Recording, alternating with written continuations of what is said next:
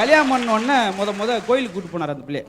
போகும்போது கோயில் பக்கத்தில் ஒன்று ஒரு முள் தச்சிருச்சு அந்த பிள்ளை காலில்.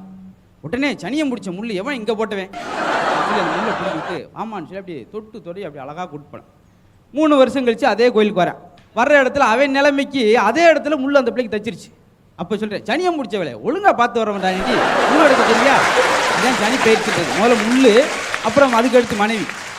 சரளமாக நடக்கும். அப்புறம் அந்த அம்மா கொந்தளிச்சிச்சு.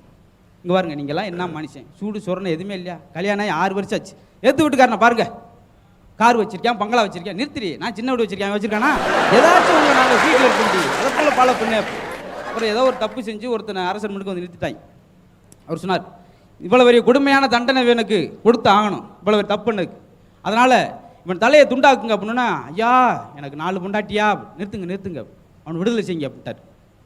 என்னங்க 4 பொண்டாட்டி? அவன் தண்டனை ஏற்கனவே கடவுள் கொடுத்துட்டார்ல.